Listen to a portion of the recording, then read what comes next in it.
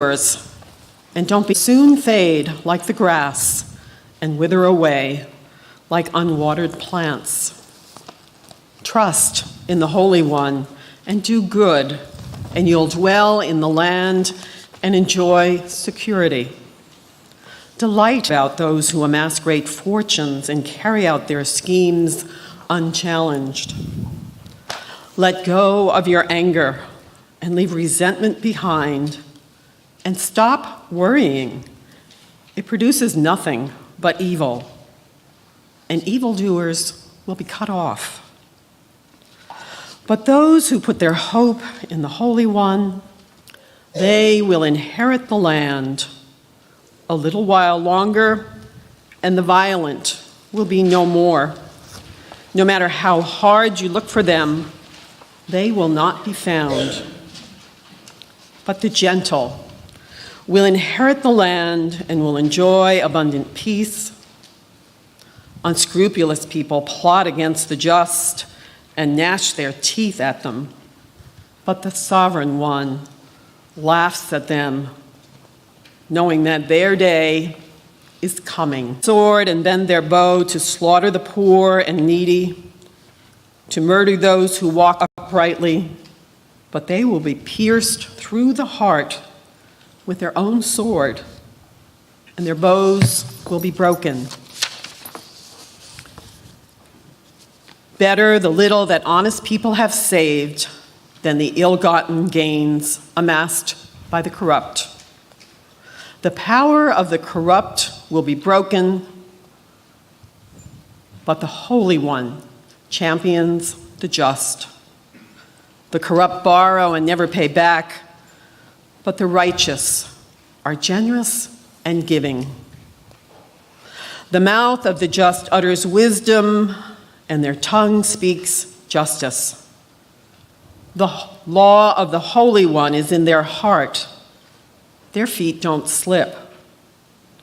Wait for the Holy One and keep the Holy One's way, and the Holy One will raise you up so that you can possess the land where you will witness the destruction of the corrupt.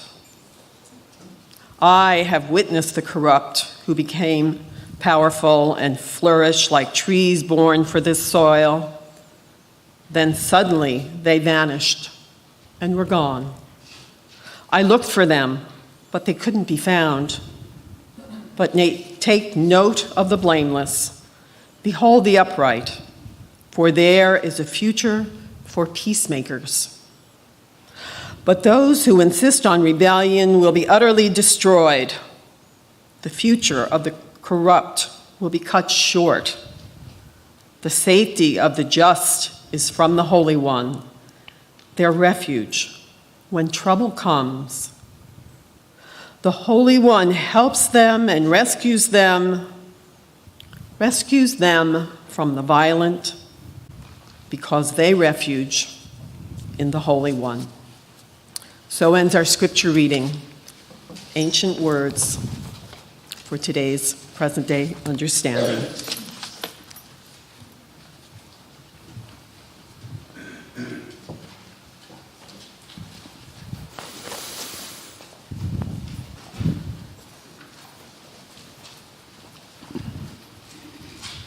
And make a prediction that the meek are not going to inherit the earth by the end of 2018.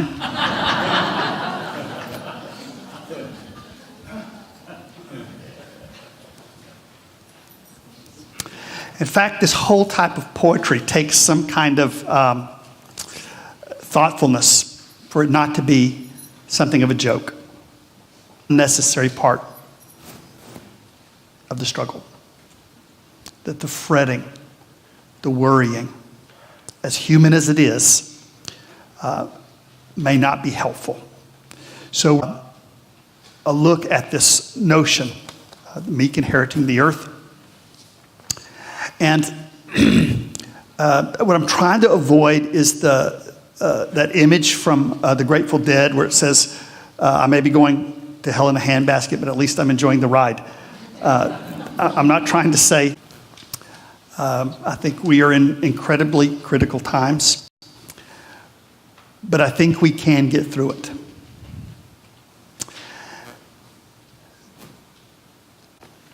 You're told this story, and the story itself is incredibly depressing. They're captive, they're a colony. They have a brutal dictator named Herod. The images are of darkness, of cold.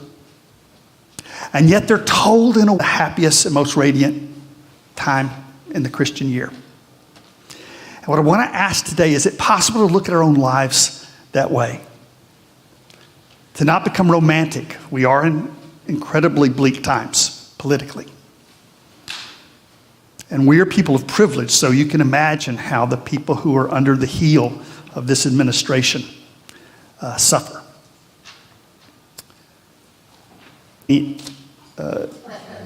People to mind for you.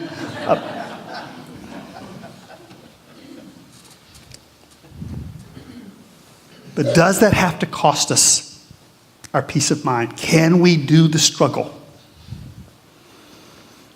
and keep joy throughout our lives? Now, what I want to suggest is that that's what emergency workers do every day of their life. He deals with people who need medical help at wrecks, or if they're going to save people through fires. They're able to cope with that, and they learn how to get distance and how to step back when they need to. They develop a graveyard humor among themselves. A closeness, personalized kind of energy thing in the middle. This is the wheel of fire. The belt is the Milky Way. So it's the life process, the cosmic process. And in a lot of the Hindu statues, you have multiple arms, sometimes multiple heads, because it represents the essence of life itself. Life itself has many arms, many heads. And usually the hands do different things. Like one of them has a drum that's keeping time. Sometimes they have a sword for fear, violence, what time does to us. Some of them give birth, some of them devour. But most of the time, there's a hand that does this. And that's to remember peace throughout it all. If we are these cosmic beings, then there can always be that place of peace. In the Christmas stories, it's the one time in the year where we still understand that. And it's all of the illustrations about stars, people following stars. You see those all over the world. And what they're doing is putting a particular historical story in a cosmic framework. And it creates a peacefulness and a bliss, even trying to keep the great powers that be to not crush them and their child. And they're going to flee to Egypt. And yet, for some reason, that's the warmest time of the year for us. So there's a vision we need to bring into our own lives. This is, we did this in class today. I think it'll be a great, I hope it will be, illustration of what we're talking about today. Many of the stories in our scripture are mythological, I believe. We don't know which ones are or which ones aren't. So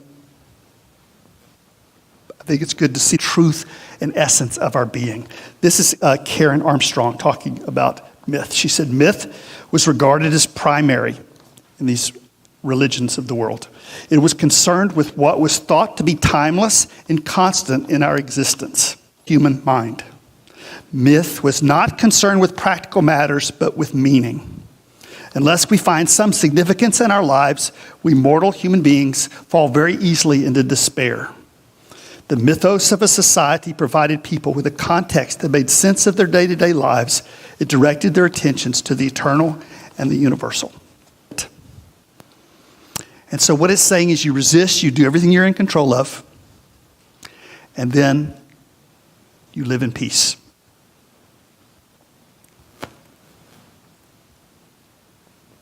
The psalmist describes not just current rich people, but people through the ages. They borrow, they don't pay back. They hire workers, they don't pay the workers. Right? That's the fastest way to get ahead. Right? When people talk about success, if you don't have virtue, that's the fastest way. Right?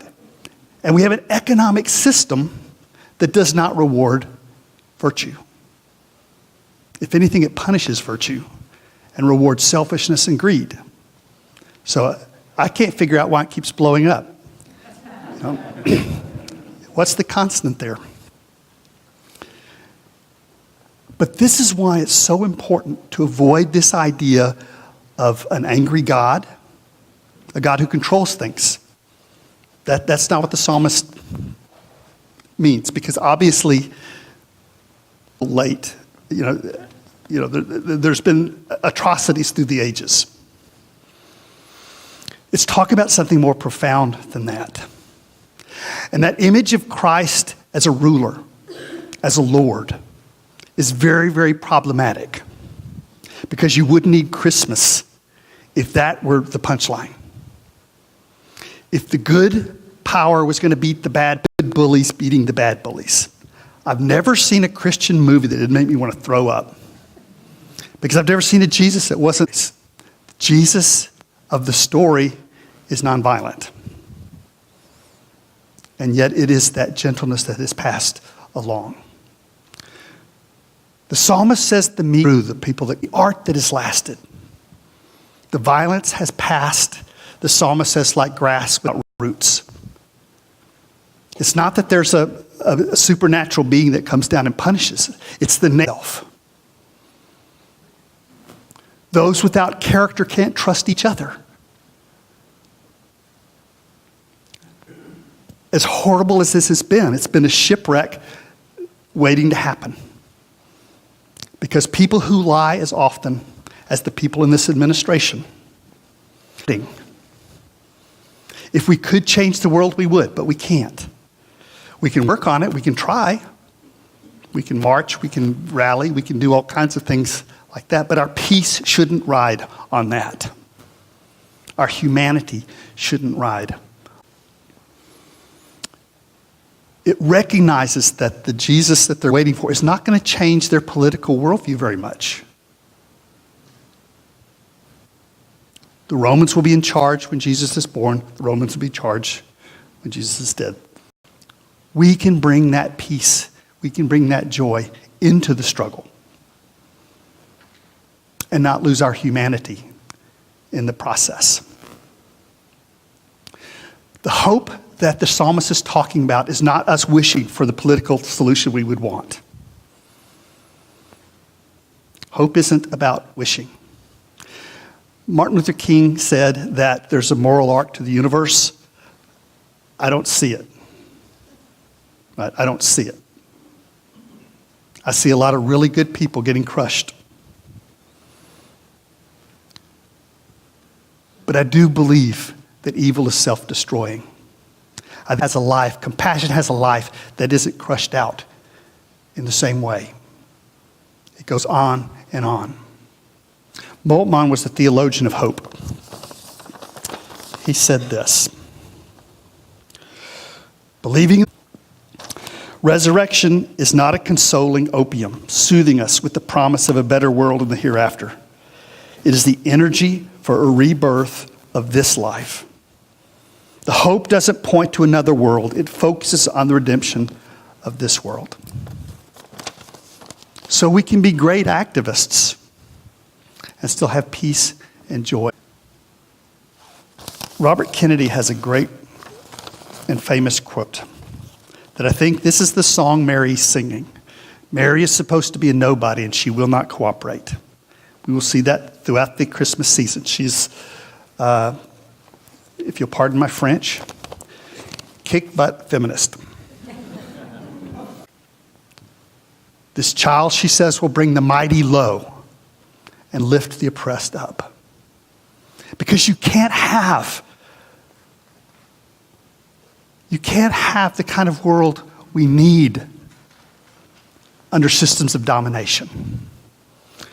The domination has to end.